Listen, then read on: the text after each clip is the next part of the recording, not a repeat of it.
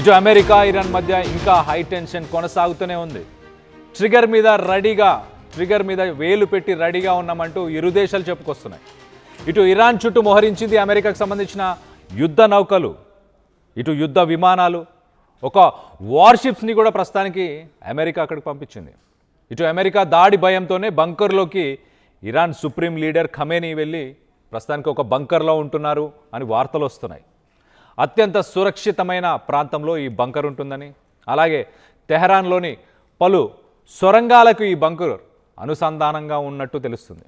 So ఈ bunker ద్వారా మిగతా టన్నల్స్కి కూడా కనెక్షన్ ఉంది. ఆయన ఎగ్జిట్ అవ్వడానికి, ఎంటర్ అవ్వడానికి ఇలా ఈ టన్నల్స్ ఇవన్నీ కూడా సహకరిస్తాయంటూ తోడ్పడతాయి, ఒక రకంగా ఉపయోగపడతాయి తనకి అవసరానికి. ఒకవేళ అమెరికా స్ట్రైక్ చేస్తే ఖచ్చితంగా ఈ టన్నల్స్ని వాడుకొని ఆయన బ్రతికి బయటికి వెళ్ళిపోవచ్చు. తన బాధ్యతలను చిన్న కుమారుడికి ప్రస్తుతానికి ఇటు మసూద్ ఖమేనీకి అప్పగించాడు. కొద్ది రోజులుగా ఇరాన్లో ఖమేనీ పాలనకు వ్యతిరేకంగా ఆందోళనలు ఏవైతే జరుగుతున్నాయో ఆ ప్రొటెస్టులన్నిటికీ కూడా మరి అవన్నీ ఈ ప్రొటెస్టుల్లో దాదాపు ఇప్పటిదాకా 5,000 మందికి పైగా చనిపోయారంటూ కొన్ని వార్తలు కూడా వస్తున్నాయి. ఈ ప్రొటెస్ట్ చేస్తున్న వాళ్ళందరికీ మద్దతుగా ఇటు ట్రంప్ ప్రకటించడం, ఇప్పటికే ఇరాన్ వైపు అమెరికాకు సంబంధించిన యుద్ధ నౌకలు అబ్రహం మనం చూడొచ్చు. యుఎస్ అబ్రహం అనే నేవీ షిప్ కింద రైట్ సైడ్ విజువల్ కనిపిస్తుంది. One of the largest naval ships అని చెప్పొచ్చు, ఇటు యుద్ధ నౌకలు అని చెప్పుకోవచ్చు. మొత్తానికైతే అది కూడా ప్రస్తుతానికి ఇటు ఇరాన్ని చుట్టుముట్టేశాయి. ఏ క్షణమైనా ఇరాన్ పైన అమెరికా బాంబుల వర్షం కురిపించే ఛాన్స్ ఉంది. సో వీటన్నిటిని దృష్టిలో పెట్టుకొని ప్రస్తుతానికి ఖమేనీ ఒక బంకర్లో, ఒక హార్డ్ ఎండ్ కాంప్లెక్స్ బంకర్ అంటున్నారు దాన్ని, ఆ బంకర్కి అలాగే మిగతా టనల్స్ ఇవన్నీ కూడా కనెక్ట్ అయ్యి ఉండడం. ఎట్ ద సేమ్ టైం ఒకవేళ యుద్ధం జరిగితే ఇటు ఖమేనీకి ఎటువంటి ప్రాబ్లం లేకుండా ఎట్లాంటి మెడికల్ ఫెసిలిటీస్, ఫుడ్, అలాగే ఆయన అక్కడి నుంచి వేరే దేశానికి కానీ అలాగే వేరే సిటీకి కానీ పారిపోవడానికి ఆ టనల్స్ అన్నీ కూడా హెల్ప్ అయ్యేలాగా ప్లాన్ చేశారు. సో మొత్తం మీద ఇటు పవర్ షిఫ్ట్ కూడా అయింది ఒక రకంగా మనం చూస్తే కనుక. ఇటు ఖమేనీ ప్రస్తుతానికి రూల్ చేయట్లేదు, ఇటు కమ్యూనికేషన్స్ అంటే మినిస్టర్స్కి కానీ ప్రపంచ దేశాలతోని కోఆర్డినేట్ చేస్తుంది తన 3వ కుమారుడు మసూద్ ప్రస్తుతానికి మసూద్ ఖమేనీ ఇరాన్ ప్రెసిడెంట్గా ఆయన బాధ్యతలు నిర్వహిస్తున్నాడు. మొత్తానికైతే ఇటు ముంబైలో ఉన్న కౌన్సిల్ జనరల్ ఆఫ్ ఇరాన్ ప్రస్తుతానికి ఖమేనీ ఒక టనల్లో ఉన్నాడు అన్న విషయాన్ని మాత్రం వాళ్ళు తోసిపుచ్చుతున్నారు. వాళ్ళు చాలా క్లియర్గా ఏమంటున్నారంటే అతను టనల్లో లేడు, కొన్ని హై లెవెల్ మీటింగ్స్ కోసం వీడియో కాన్ఫరెన్సెస్ ఇవన్నీ కూడా చాలా సీక్రెట్గా సుప్రీం లీడర్ ఒక సీక్రెట్ ప్లేస్లో ఉండి చేస్తున్నాడు, కానీ ఆయన బంకర్లో ఏం దాక్కోలేదంటూ ఇటు ఇరాన్ కౌన్సిల్ జనరల్ ముంబైలో ఉన్న ఇరాన్ కౌన్సిల్ జనరల్ అయితే చెప్పుకొస్తుంది. ఇటు అమెరికా సిట్యువేషన్ మనం ఒకసారి చూస్తే కనుక ఇటు అమెరికాకు సంబంధించిన యుఎస్ఎస్ అబ్రహం లింకన్ అనే navy ship, one of the biggest navy ships, అది సౌత్ చైనా సీలో ఉన్న ఆ షిప్ను కాస్త అక్కడి నుంచి ఇటు middle east Iranian strait of Hormuz అనే ప్రాంతానికి షిఫ్ట్ చేశారు. అంటే ఇరాన్ మీద ఏ క్షణమైన మిసైల్స్తో దాడి చేయడానికి రెడీగా ఉన్నామంటూ అమెరికా చెప్పేలాగా ఇటు ట్రిగర్ మీద ఫింగర్ పాయింట్ చేసి రెడీగా ఉన్నామంటూ ఇటు అమెరికా చెప్పుకొస్తుంది. ఒక పక్కన ఖమేనీ కూడా ఏమాత్రం తగ్గట్లేదు. ఖమేనీ కూడా రానున్న రోజుల్లో ఒకవేళ ఇటు ఖమేనీ మీద అటాక్ చేసినా అలాగే ఇరాన్ మీద ఎటువంటి అటాక్ జరిగినా దాన్ని మేము వార్ లాగానే డిక్లేర్ చేస్తాము, ఇటు అమెరికాకు సంబంధించిన ఆర్మీ బేసెస్ అన్నిటిని టార్గెట్ చేస్తామంటూ చెప్పుకొచ్చే ప్రయత్నం చేశారు. ఎట్ ద సేమ్ టైం మనం ఒకసారి చూస్తే కనుక ఇటు ప్రపంచం మొత్తానికి కూడా దాదాపు ఒక 20 నుంచి 30% ఆయిల్ 20 నుంచి 30% ఆయిల్ స్ట్రెయిట్ ఆఫ్ హార్మోజ్ నుంచి అంటే అమెరికా సరిహద్దులో నుంచి ఆ నావెల్ రూట్ ద్వారా వెళ్తుంటాయి. ఒకవేళ యుద్ధానికి పాల్పడితే అమెరికా ఎలాంటి ఇనిషియేటివ్ తీసుకున్నా కూడా వెంటనే స్ట్రెయిట్ ఆఫ్ హార్మోజ్ని మేము క్లోజ్ చేసేస్తామంటూ వార్నింగ్ ఇస్తున్నారు. దీని ఎఫెక్ట్ ఎలా ఉండబోతుంది? ఇద్దరు ట్రిగర్ మీద వేలు పెట్టి రెడీగా ఉన్నారు, ఇటు ఇరాన్ అలాగే ఇటు అమెరికా. ఒక్కసారి దీనికి సంబంధించి లేటెస్ట్ అప్డేట్ తీసుకునే ప్రయత్నం చేద్దాం. నా కొలీగ్ సచిన్ ఉన్నాడు, సచిన్తో మాట్లాడి తెలుసుకునే ప్రయత్నం చేద్దాం. సచిన్ చెప్పండి, ఇటు ఖమేనీ బంకర్లో వెళ్ళి దాక్కున్నాడా నిజంగానే? అమెరికా ఏ క్షణమైనా అటాక్ చేసే అవకాశం ఉందా? అమెరికా అటాక్ చేసే అంశాన్ని మాత్రం చాలా గట్టిగానే ఇటు ప్రపంచ దేశాలకు సంబంధించి మాట్లాడుకుంటున్న క్రమం. ఇన్ఫాక్ట్ వార్ ఎక్స్పర్ట్స్ చెప్తున్న మాట కూడా అదే. అయితే ఈ మధ్య కాలంలో ఎప్పుడైతే ఈ మధ్యప్రాచ్యంలో మిడిల్ ఈస్ట్ లో ఎప్పుడైతే ఉద్రిక్తతలు ఎక్కువగా ఉన్నాయో ఆ నేపథ్యంలో కావచ్చు, లేకపోతే ఇజ్రాయెల్ దాడుల నేపథ్యంలో కూడా ఇరాన్ అత్యున్నత నాయకుడిగా చెప్పుకుంటుంటారు. అంటే Iran supreme leader Ayatollah Ali Khamenei అత్యంత సురక్షితమైన ప్రాంతానికి అంటే బంకర్లోకి వెళ్ళిపోయాడని చెప్పి ఇంటర్నేషనల్ మీడియాలో వార్తలు వస్తూనే ఉన్నాయి. దీంతో పాటు అప్పుడు మరి ముఖ్యంగా ఇజ్రాయెల్ తో జరిగిన సందర్భంలో బంకర్లోకి వెళ్ళిపోయారని చెప్పి ఎలా అయితే వార్తలు వచ్చాయి, ఇప్పుడు కూడా అదే స్థాయిలో వస్తున్న సందర్భం. కారణం ఏంటంటే హెజ్బుల్లా చీఫ్ హసన్ నస్రల్లా మరణం తర్వాత ఇరాన్ ప్రభుత్వం ఖమేనీ మీద భద్రతను మరింత కట్టుదిట్టం చేస్తుందనే చెప్పుకోవాలి. దాంతో పాటు ముందస్తు జాగ్రత్త చర్యలు తీసుకుంటోంది. ఆయన దేశంలోనే ఒక రహస్య ప్రాంతానికి తీసుకెళ్లడం కావచ్చు, ఆ తర్వాత సురక్షిత ప్రాంతానికి తరలించడం కావచ్చు, ఇవన్నీ జరుగుతున్న క్రమం. ఇప్పుడు హెజ్బుల్లా చీఫ్ హసన్ నస్రల్లా మరణం తర్వాత నుంచి అంటే హసన్ నస్రల్లా ఎలా హతమార్చడం జరిగింది, ఏకంగా ఇజ్రాయెల్ గురించి మాట్లాడుకున్న సందర్భంలో ఇజ్రాయెల్ గూఢచర్య సంస్థగా మాట్లాడుకుని మొసాద్ ఏకంగా ఇరాన్లోకి వచ్చింది. ఇరాన్లోకి వచ్చి అతను ఎక్కడ ఉన్నాడో చాలా కీలకంగా చాలా రహస్యంగా ఉంచారు కూడా హసన్ నస్రల్లాను. అయినప్పటికీ ఇన్ఫర్మేషన్ తెలుసుకొని మరి ఇరాన్లోకి వచ్చి మొసాద్ చంపేసింది. ఈ విషయం తెలిసిన దగ్గర నుంచి ఇరాన్ మరింత భద్రతగా ఉండే ప్రయత్నం చేస్తోంది వాళ్ళ నాయకుడిని, మరి ముఖ్యంగా Iran supreme leader Ayatollah Ali ఖమేనీని. అయితే ఎక్కడైనా వైమానిక దాడి జరిగే అవకాశం ఉంది. దాంతోపాటు ఇంటెలిజెన్స్ కార్యకలాపాలు కూడా పెరుగుతున్నాయని చెప్పి వాళ్ళకు ఇన్ఫర్మేషన్ అయితే ఉంది. దీంతో పాటు ఇరాన్ తన కీలక నాయకత్వాన్ని కాపాడుకోవడానికి ప్రయత్నం చేస్తోంది. అంటే హసన్ నస్రల్లాని చంపేసిన తర్వాత నుంచి అయతుల్లా అలీ ఖమేనీని వాళ్ళు ప్రొటెక్ట్ చేసుకోవడమే కాదు, ఆ తర్వాత ఏం చేయాలనే అంశం మీద కూడా వాళ్ళు గట్టిగానే ఫోకస్ చేస్తున్నారు ఈ మధ్యకాలంలో. అయితే ఖమేనీ ఎక్కడ ఉన్నాడనేది మాత్రం ఇప్పటికీ ఎవ్వరూ చెప్పని పరిస్థితి. ఎందుకంటే మీరు కొద్దిసేపటి క్రితం అన్నట్టుగా అక్కడ పరిస్థితులు మారిపోతున్నాయి. ఎందుకంటే కొన్ని న్యూక్లియర్ ప్లాంట్స్ ని కావచ్చు, లేకపోతే ఇంకొన్ని ప్రాంతాలు, మరి ముఖ్యంగా టెహ్రాన్ రిఫైనరీ, ఆయిల్ రిఫైనరీ కావచ్చు, అంటే ఇరాన్ 4th లార్జెస్ట్ ఆయిల్ రిఫైనరీగా మాట్లాడుకునేది. దాంతోపాటు ఇంకొన్ని ప్రాంతాలు టార్గెట్ గా ఉన్నాయనేది వినిపిస్తున్నమాట. ఒకసారి ఆ టార్గెట్స్ నేను చెప్పే ప్రయత్నం చేస్తున్నాను, ఎందుకంటే ఇట్ షోస్ ఇంటెన్సిటీ అనేది. దీంతో పాటు వాళ్ళకి సంబంధించి షహనాద్ అరక్ ఆయిల్ రిఫైనరీ, ఇది Iran 5th largest oil refinery. దీంతో పాటు ఇమామ్ ఖొమైనీ పోర్ట్ అండ్ మషర్ పోర్ట్ అని చెప్పి ఇవి రెండు పక్క పక్కనే ఉంటాయనేది వినిపించమాట. దీంతో పాటు ఈ రెండు చాలా కీలకమైన రోల్ ప్లే చేస్తూ ఉంటాయి ఎక్స్పోర్టింగ్ విషయానికి వచ్చినప్పుడు, పెట్రోకెమికల్ అండ్ ఆయిల్ ప్రొడక్ట్స్ సంబంధించి. అంటే ముందుగా వీటి మీద దాడి చేసే అవకాశం ఉంది. ఇంకా మాట్లాడుకుంటే అబదాన్ ఆయిల్ రిఫైనరీ, ఇది ఇరాన్ లోని లార్జెస్ట్ ఆయిల్ రిఫైనరీ.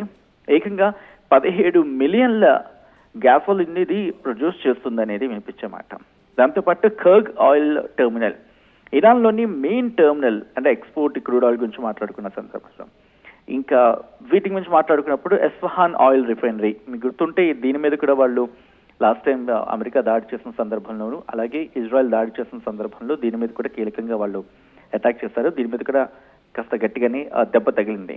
ఆ తర్వాత పర్షియన్ గల్ఫ్ స్టార్ రిఫైనరీ, దీంతో పాటు పోర్ట్ ఆఫ్ షహీద్ రజై ఇవి కూడా కీలకమైనవి. సో వీటిని ముందుగా టార్గెట్ చేసుకుంటారు. వీటిని టార్గెట్ చేసుకున్న తర్వాత మాత్రమే ఖమేనీ వరకు వచ్చే అవకాశం ఉంటుందనేది వినిపించమాట. అయితే ఇంకొక వెర్షన్లో ఏమి వినిపిస్తోందంటే, ఒకవేళ ఖమేనీనే ముందుగా, అంటే వెనుజులా అధ్యక్షుడు ఆయన్ని ఎలాగైతే అక్కడి నుంచి పట్టుకు వెళ్ళిపోయారో, అలాగే ఆ రీతిలోనే ఇరాన్ అధ్యక్షుడు అయతుల్లా అలీ ఖమేనీని కూడా పట్టుకు వెళ్ళిపోయే అవకాశం ఉందని చెప్పి చర్చ జరుగుతున్న క్రమంలో మీరు అన్నట్టుగా ఆయన నెక్స్ట్ ఆయన తర్వాత ఎవరు అనే అంశం చెప్పకనే చెప్పారు అనే ఆ రీతిలో చర్చ జరుగుతోంది. ఇప్పటికీ కొంతమందికి కీలక బాధ్యతలు అప్పగించారు. ఆ కీలక బాధ్యతలు అప్పగించిన వ్యక్తులు ఇప్పటికే దానికి సంబంధించి తగిన జాగ్రత్తలు తీసుకోవడం జరుగుతోంది. దీంతో పాటు ఇంకా మాట్లాడుకున్న సందర్భంలో ఎప్పుడైతే అబ్రహాం గురించి, ఎందుకంటే గత 2 రోజులుగా మీరు చెప్తున్న, ఇన్ఫాక్ట్ అంతర్జాతీయ మీడియా కూడా ఇది అంశాన్ని ప్రస్తావిస్తుంది. కొన్ని కీలక విషయాల గురించి మాత్రం వాళ్ళు ప్రస్తావిస్తూనే ఉన్నారు, మాట్లాడుతూనే ఉన్నారు. అబ్రహాం ని తరలించిన దగ్గర నుంచి వీటికి చర్చ జోరందుకుంటోంది. కారణం ఏంటంటే అదేం ఆషామాష విషయం కాదు. మరీ ముఖ్యంగా మాట్లాడుకున్న సందర్భంలో దాంతో పాటు ఎందుకంటే వార్ హెడ్స్ తరలించే అవకాశం ఉంటుంది. ఇంకా చెప్పాలంటే యుద్ధ వాతావరణానికి సంసిద్ధం వ్యక్తం చేసేలా బహుశా ఇంకొక 2 రోజులు, నిన్న దీనికి సంబంధించి చర్చ జరిగినప్పుడు ఒక 72 గంటలు పట్టొచ్చు, అది ఇరాన్ తీరానికో లేకపోతే ఇరాన్కి దగ్గరగా వచ్చేందుకు అవకాశం ఉంది అనే అంశానికి సంబంధించి జాన్ స్పెన్సర్స్ లాంటి వార్ హెడ్స్ నిపుణులు చెబుతున్న మాట ప్రకారం దాదాపుగా 5,000 మంది సైలర్స్, అలాగే ఎయిర్ వింగ్ కూడా, అంటే 1,500 నుంచి 2,000 మంది సైలర్లు, క్రూజర్స్, అలాగే డిస్ట్రాయర్స్, లాజిస్టిక్స్ షిప్స్ ఇవన్నీ కూడా అక్కడ చేరుకుంటున్నాయి. The aircraft carrier, floating కి సంబంధించి న్యూక్లియర్ పవర్డ్ ఎయిర్ బేసెస్ కావచ్చు, ఇవన్నీ కూడా. అలాగే 1 గైడెడ్ మిసైల్ క్రూజర్, దాంతోపాటు ఇలా కొన్ని దరిదాపులకు చేరుకుంటున్నాయనేది వినిపించే మాట. అబ్రహాం బహుశా అమెరికా అంటే మన దగ్గర నుంచి ఎలా చెప్పాలంటే హిందూ మహాసముద్రం నుంచి అరేబియా సముద్రానికి చేరుకుంటున్న క్రమంలో ఆ దగ్గరగా రావడానికి ఇంకొక 72 గంటలు ఎంత పట్టొచ్చు అని చెప్పి నిన్న మనం మాట్లాడుకున్నమాట. అంటే ఈ రోజు బహుశా 24 గంటలు కానీ, ఒక 48 గంటలు కానీ ఆ ఏర్పాట్లు చురుగ్గా జరుగుతాయి. జోర్డాన్ నుంచి అటాక్ చేస్తారా, లేకపోతే ఇంకా మిగిలిన ప్రాంతాల నుంచి ఏమైనా అటాక్కి దిగుతుందా అమెరికా అనేది ఇంకా ఎక్కడ క్లియర్ అవ్వట్లేదు. ఎందుకంటే ఇట్ ఆల్రెడీ ఇరాన్ ఒక వార్నింగ్ ఇచ్చింది, ఒకవేళ మీరు కనుక దాడి చేస్తే మేము మీ బేసెస్ ని, మరి ముఖ్యంగా అరబ్ కంట్రీస్ లో ఉన్న మీ బేసెస్ ని మేము దాడి చేస్తామని చెప్పి వాళ్ళు వార్నింగ్ ఇచ్చున్నారు. కాబట్టి ఆ వార్నింగ్ ని కూడా పట్టించుకుంటోంది. ఇటు మొసాద్ రంగంలోకి దిగింది. మొసాద్ వెళ్ళి ఈ విషయాన్ని అమెరికా అధ్యక్షుడు డొనాల్డ్ ట్రంప్ తో కూడా చర్చించడం జరిగింది. దాంతోపాటు ఇటు మిగిలిన అరబ్ దేశాల నుంచి కూడా మాట్లాడారని చెప్పి చర్చ జరుగుతుంది. బట్ మనం అక్కడ కన్ఫర్మేషన్ ఇవ్వలేం. బట్ ఇది మాత్రం ఇంటర్నేషనల్ మీడియాలో కూడా కాస్త జోరుగా చర్చ జరుగుతున్న క్రమం. ఏమని మొసాద్ వెళ్ళి అమెరికా అధ్యక్షుడు డొనాల్డ్ ట్రంప్ తో మాట్లాడింది కాబట్టి కాస్త సిచ్యువేషన్, అంటే ఆయన మాటల తూటాలు పేల్చడం మాత్రం ఆగింది, కానీ అటాక్ కి మాత్రం అమెరికా సిద్ధమవుతోంది పూర్తి స్థాయిలో. ఇటు ఇరాన్ని అంటే ఎక్కడ కూడా ఒక 1 inch ఛాన్స్ కూడా ఇరాన్కి ఇవ్వకూడదు అని చెప్పి దానికి తగినట్టుగా చుట్టూ అంటే మనం తెలుగులో అంటూ ఉంటాం అష్టదిగ్బంధనం అని చెప్పి, అలా అంటే 8 వైపుల నుంచి కూడా పూర్తిగా దిగ్బంధించి ఎక్కడ వాళ్ళ వైమానిక స్థావరాలకి దెబ్బ తగలకుండా, దాంతోపాటు ఎందుకంటే వాళ్ళ వైమానిక స్థావరాలు దెబ్బ తినే స్థాయిలో ఇరాన్ కనుక దాడి చేస్తుందంటే అది ఆ దేశానికి మళ్ళీ ముప్పు. కాబట్టి ఇన్ని ఛాన్సెస్ ఉన్నాయి, వాళ్ళకి దెబ్బ తగలకూడదు అలా అని చెప్పి ఇరాన్ని విడిచిపెట్టకూడదు, ఇలా అని చెప్పి పూర్తిగా విడిచిపెట్టే ప్రసక్తి లేదు అనే అర్థం వచ్చేలా ఎక్కడ మాట్లాడకూడదు. సైలెంట్ గా ఆపరేషన్ జరగాలి.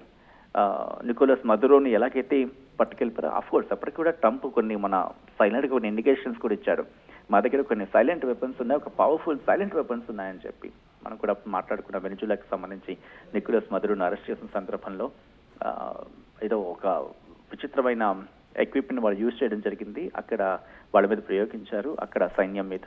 ఆ తర్వాత ఒకసారిగా వాళ్ళు ఇబ్బంది పడ్డారు, ఆ తర్వాత లోపలికి వెళ్ళారు, ఆయన పట్టుకు వెళ్ళిపోయారు. దాదాపు 1.5-2 గంటల్లో ఆపరేషన్ జరిగిపోయిందని చెప్పి. అటువంటిది ఏమైనా ఇప్పుడు చేయబోతోందా? ఒకవేళ అక్కడ వినిపించిన మాట ఏంటంటే ఆఖరి 10 సెకండ్లలో, అంటే ఆ డోర్ క్లోజ్ చేసుకోవడంలో ఆ ఒక స్టీల్ బాడీతో ఒక డోర్ ని ప్రిపేర్ చేసుకున్నాడు వెనిజులా అధ్యక్షుడు నికోలస్ మదురో. బట్ ఆ డోర్ ని హ్యాండిల్ చేసే క్రమంలో with in 10 seconds of minute gap లోని వాళ్ళకి దొరికిపోయాడు, అమెరికా సైన్యానికి దొరికిపోయాడు అనేది వినిపించే మాట. సో ఇక్కడ అదే సినారియో రిపీట్ అవుతుంది. ఎందుకంటే అనే క్వశ్చన్ వచ్చినప్పుడు బహుశా ఇరాన్ జాగ్రత్త తీసుకుంది అనేది వినిపిస్తున్న మాట. బట్ ఇరాన్ అధ్యక్షుని అయితే మాత్రం ఇప్పటికే సేఫ్ ప్లేస్ లోకి తరలించింది అనేది అంతర్జాతీయంగా వినిపిస్తున్నమాట. బట్ అయతుల్లా అలీ ఖమేనీ ఈ మధ్య చూసుకుంటే ఆయన సాధారణంగా ఆయన అంటే బహుశా ఆయన టీం చేస్తూ ఉండొచ్చు కాక ఆ పోస్టులు అనేది. సో ఆ ట్వీట్ల గురించి మాట్లాడుకున్న సందర్భం, ఎందుకంటే ఖమేనీ సాధారణంగా అమెరికాకు వార్నింగ్ ఇస్తూనే ఉంటారు. ఇస్తున్న క్రమంలోనే ఆయన చేసిన ట్వీట్ల గురించి మాట్లాడుకుంటున్న సందర్భం.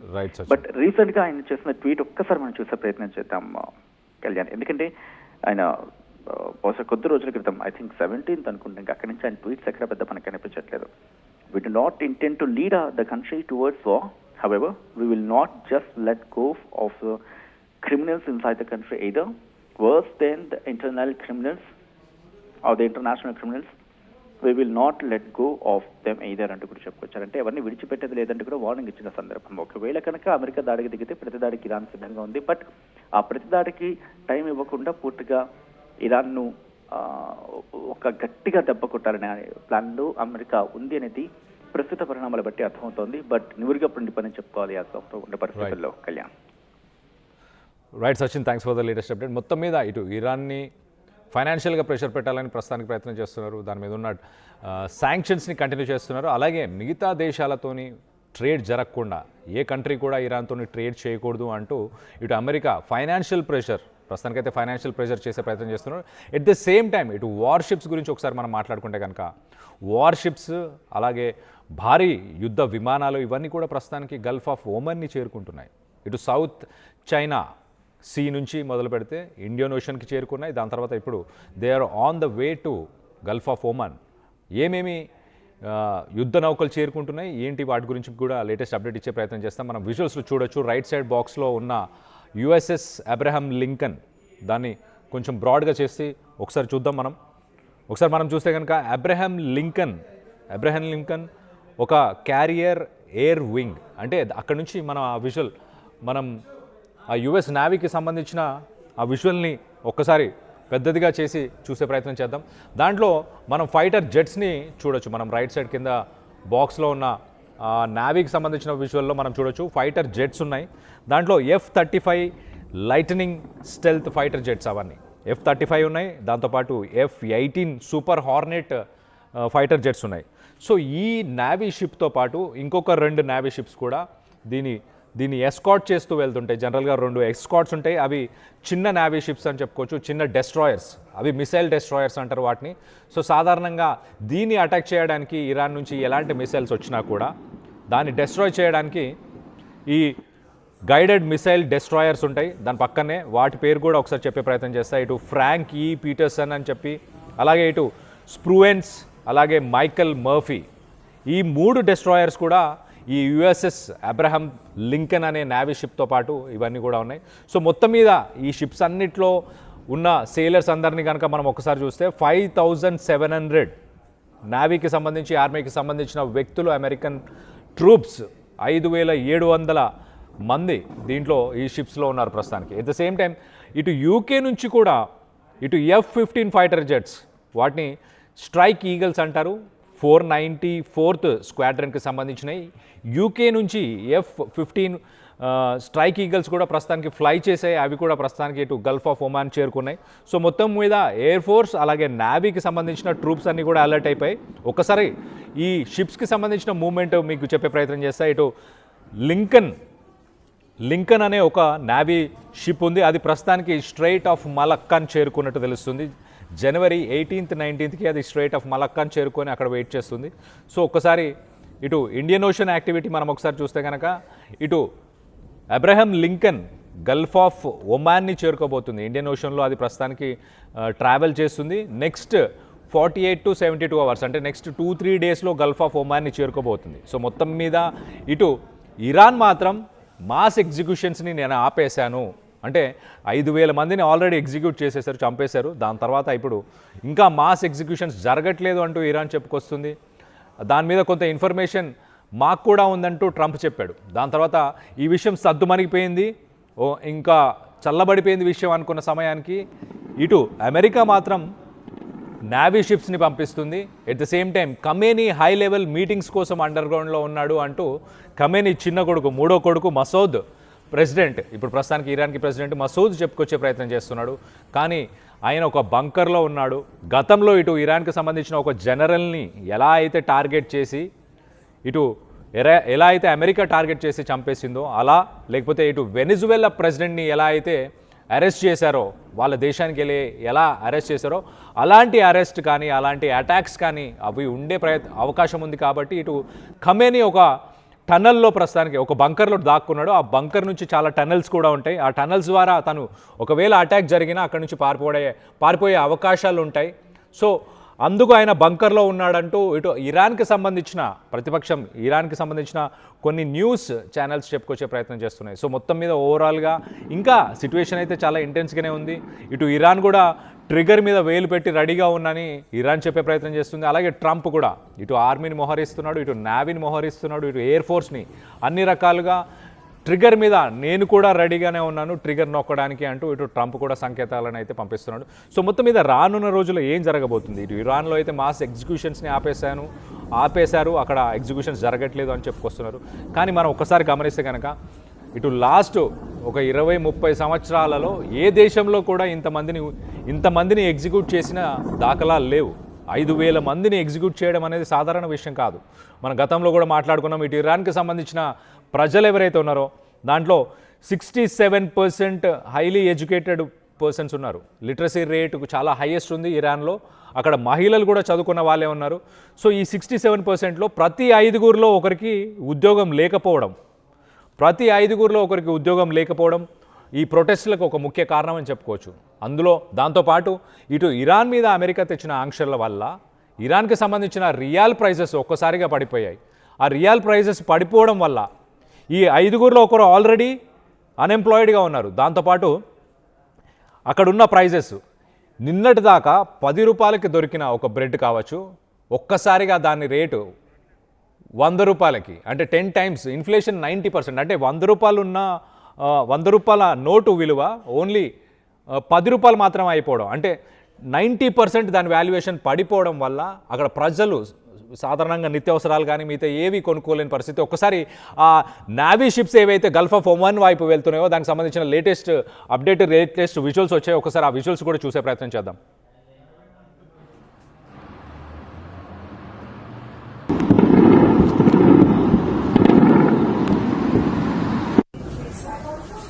అసలైన తొలి వెలుగు. ఫాలో వాట్సాప్ @తొలి వెలుగు official.